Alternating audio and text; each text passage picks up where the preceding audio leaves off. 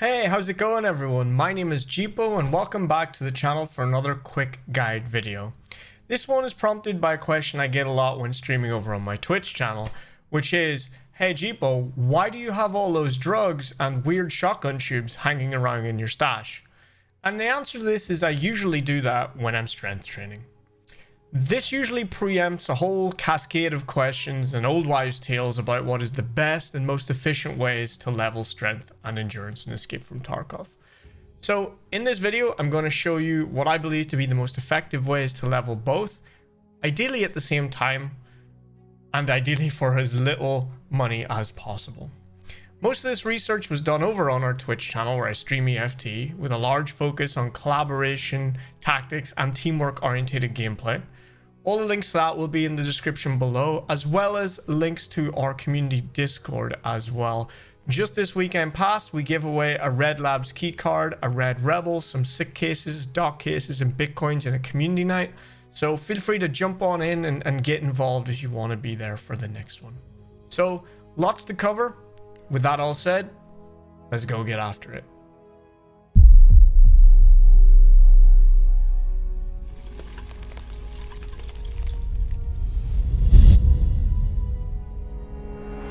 So I will be trying to keep this video as concise as possible, starting with the fundamentals of leveling your skills in Tarkov, then layering on the different efficiency zones, hideout modifiers, as well as stimulants that you can use, as well as ways to level both strength and endurance in the same raid. As stated, this is going to be all about layering different things to maximize the gain per raid. So first, fundamentals. How do you level your skills in general, and why would you do it? So the best place to find this information is the Escape from Tarkov wiki page, and a big shout out to those guys, they're all volunteers. Thank you for keeping us in the community updated on everything Escape from Tarkov. I'll put a link to the wiki down below in the description as well. If you head on over to the wiki and search for skills, what you're going to find is a list of every single skill in the game, as well as information on why you would want to raise that skill and how you go about doing so. So let's take vitality, for example. The way that you raise vitality skill is you take damage or you are bleeding. So it used to be in the old days, people would cheese this skill by jumping on flaming barrels and taking damage and healing while doing so. BSG's made a great attempt, a great job at trying to prevent people from cheesing these skills, and we'll talk about how they've done so in just a moment. But the reason you would cheese something like vitality is at elite level, which is level 52 in every skill, the maximum level.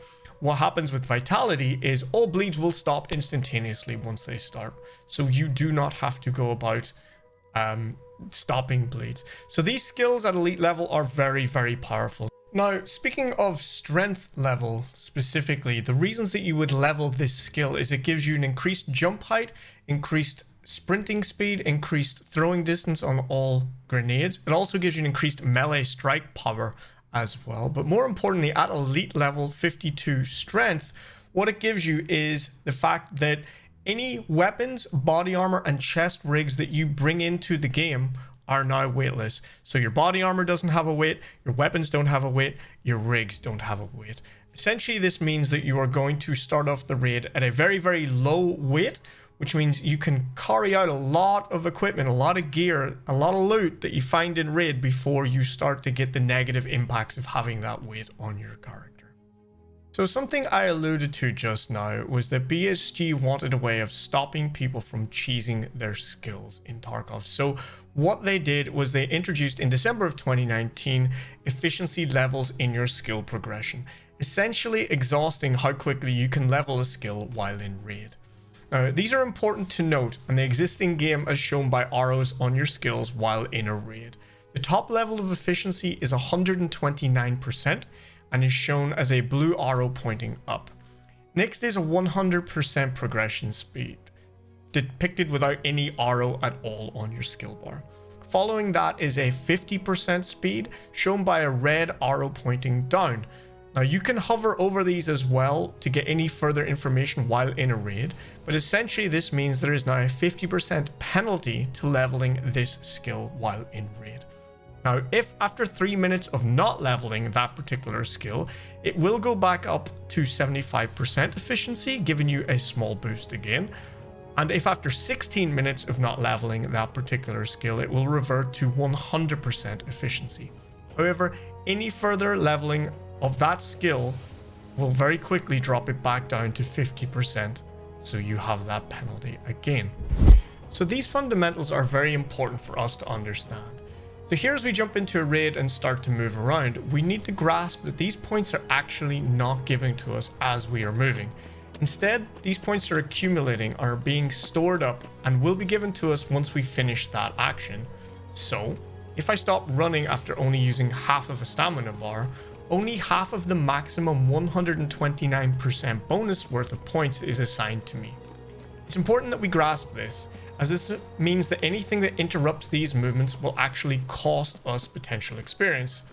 So, in the case of leveling strength or endurance with dependent, that means if we jump a fence or we are no longer sprinting for any reason, we will get all the points applied that accumulated to that point.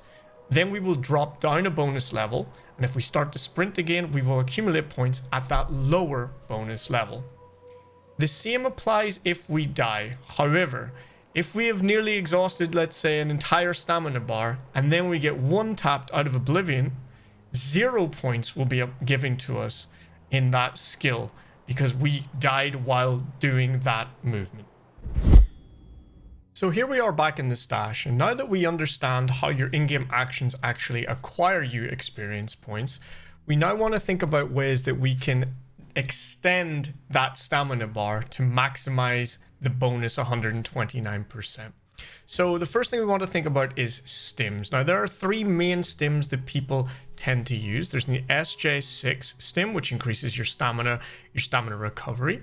There's the L1 stim, which increases your endurance and your strength and your stamina. And there's also the 3BTG stim as well. Now, the 3BTG can be bought on the flea market for usually anywhere between 20 and 40,000, depending on your luck.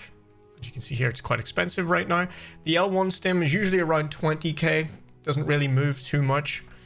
And the SJ6 is usually around that 45 to 50k mark, and it can be crafted in your hideout. Now, what's really cool is we can start to stack these stims together. So what I'm going to do is I'm going to start to cut in some videos here showing you using just one stim individually, and then we'll start to make a cocktail and show you guys the difference in gaining XP using that. So here we are in raid, and in this first example, what we're going to be doing is just taking an SJ6 stim and running the distance to see a few different things. We want to understand how much XP we're getting, in this case in our endurance, because we are of course not overweight.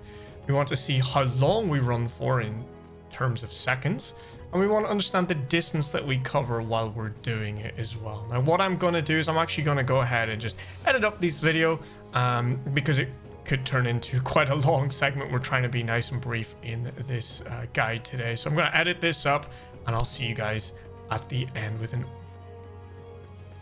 overview. And here we are at the end of the SJ6 only run. We have gained 5.7 experience points. We ran for a total of 1 minute and 2 seconds. We ran for a distance of 0.795 kilometers. So interesting results so far. So next up, guys, we're going to be looking at the results for just using the L1 stim. Now, the L1 stim is actually quite an interesting one, because when you take it, it actually looks like your stamina bar is being depleted by a good chunk. But actually what's happening is it gives you an increase in your maximum stamina by plus 30 and an increase in endurance by plus 10. So what it's actually doing is it's heightening the top end of your stamina bar, which means it just needs to charge up fully. So make sure if you use an L1 that you wait until that stamina bar is fully charged again.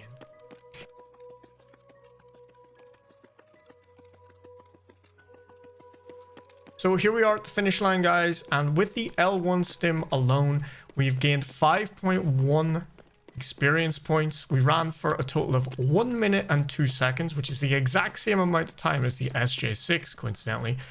but we only covered a distance of 0.554 kilometers, so a lot shorter distance in this one. So guys, next up is the 3BTG stim on its own, and this one's quite interesting. So at the end of the run, we ended up with 5.1 XP gain, running for a period of just 47 seconds, so by far the shortest time so far, but covering quite a large distance of 0.773 kilometers.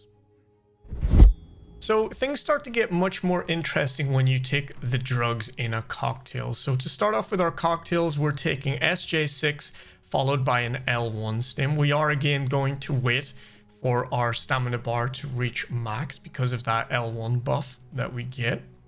But by the end, what we're going to see is that we gain 6.5 XP of experience. This so far is the highest amount of experience we have gained. We actually end up running for 1 minute and 25 seconds, and we end up covering a distance of 0.742 kilometers, which is actually less than the 3BTG stim on its own, but for a much longer time period. Also guys, these time periods that I'm mentioning are specific to me because of my natural in-game strength and my endurance. Your times may differ a little bit, but proportionally should stay the same. Alright guys, and so next up is the results for our SJ6 3BTG cocktail of stimulants. This one's interesting. We actually ended with 7 experience points, and we were able to run for 1 minute and 57 seconds. So far that is the highest experience and the longest duration of running. We actually ended up covering a distance of 0.991 kilometers as well. So again, the furthest distance covered as well with this cocktail. And so the final cocktail tonight is where we combine the SJ6, the L1, and the 3BTG. And the results here maybe not that surprising. We ended up with 7.4 experience, which is the highest of all the drug combinations that we've run tonight. We ended up being able to run for 2 minutes and 28 seconds. And in that time, we covered a distance of 1.202 kilometers. So actually the furthest distance and the longest running time as well. So it seems like this might be the most efficient way to maximize gaining skills for endurance, or if overweight, then gaining skills for strength. So guys, here's a chart with all of the results. I thought this would be interesting to provide to the community, as this is a way we can see exactly what combination of stims does what in terms of distance covered, XP gained, and the amount of time that you can actually spend sprinting. Now that we've established the fundamentals of how you level up and which stim cocktail to use, we hit on a few final details in our quest for efficiency. Chief amongst these is the air filter in the hideout. So every experiment that we ran tonight was without an air filter installed. However, it does give you a 40% increase in your physical skill gain. So if you can afford to use these, I highly recommend that you do so when trying to level your skills. As a little bonus as well, you should always aim to be running your fuel and your air filters at all times, because doing so will actually increase your hideout management skill down here as well, which has a huge number of bonuses assigned to it. We might cover that in an upcoming video, in fact. Finally, moving on to what we learned for strength training. Now, to do this is actually really simple. You follow the exact same examples that we just showed you using the same stimulants as well. However, this time you want to make sure that you have enough weight on your PMC so that he goes into raid in the yellow weight category, which means he is overweight. However, stims like L1 and stims like 3BTG will give you plus strength. So you need to make sure that you have enough weight on you so that when you take these drugs, you are still going to be overweight. What I recommend doing is run in game when you're overweight, and then once you run out the first stamina bar, drop the additional weight, let your stamina bar get back up to full, make sure you're underweight, and then run again, sprint your entire stamina bar out from full, and that will then give you points towards your endurance. That way you're able to maximize both strength and endurance gain in this same raid.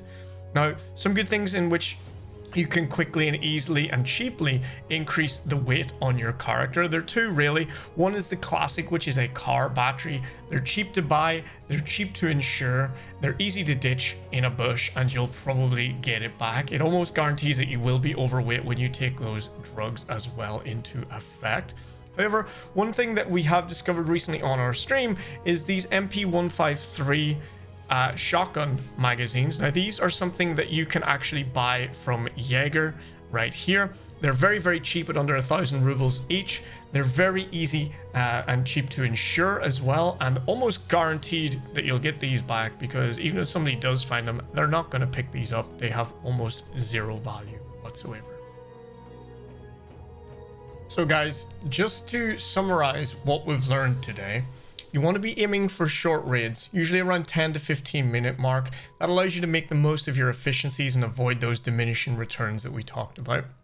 Next up is take cocktails of drugs in combination to really maximize the gains that you get from your single actions. Start overweight and then ditch your additional weight to gain strength, then endurance while under the effect of those drugs. Make sure you do it all in a single action, so no jumping, no stopping, and try not to get one tapped. And make sure you use your air filter for a 40% buff as well. Finally, look at the wiki, learn what these additional skills give you and how to level them, and try and apply these lessons to other skills in Escape from Tarkov. So there you have it, guys. If you've never maxed these skills before, I highly recommend it. Even with the recent nerf that BSG has given to them, they are still ridiculously powerful, and you won't really understand just how powerful they are until you've maxed these skills out. Finally, a useful but expensive way, just worth mentioning, of really maxing out your strength gains is to make sure that you throw grenades in your raids as well. The first 7 grenades that you throw in a raid will give you 0.195 XP per throw. Then the diminishing returns kick in. Use cheap smokes or flash grenades, or throw spare grenades that you find in raids, like on labs. You might find them on raiders, for example. However, this is not a very cost-effective way, so I think it's worth an honorable mention here at the end of the video, but I don't think it's a very cost-effective and useful way of gaining much strength. So there we have it, folks. That's how I'm going to be leveling my strength and endurance this wipe. I generally don't go after this until I get all my traders unlocked at level 42. Interestingly, in this wipe, due to BSG's changes to the weight limits, and Nikita making me bring a Mosin into every bloody raid to level up my sniper skills, I've ended up leveling my strength disproportionately to my endurance. Leave a comment down below if you've noticed the same thing occurring for your PMC. Thank you guys again for watching this video. I'm really starting to enjoy putting these guides together, and I hope some of you out there in the community get something useful from the information in this video. If you do want to support this channel, then consider hitting that subscribe button and giving the video a like. It really helps a tiny channel like mine to grow, which would be fantastic. If you want to go above and beyond, then please leave a comment to let me know what you liked about this video. If you have any other ways that you level up strength and endurance that maybe I have missed, I would love to know your feedback. I will be making more content like this going forward, and I do stream Escape from Tarkov over on my Twitch channel. My links will be down below. I'll also put a link to our Discord server where you can find some other awesome Tarkov players. We can talk Tarkov, we can get into raids together and have some fun as well. So thank you guys for swinging by. I'm looking forward to seeing you guys out there on the mean streets of Tarkov.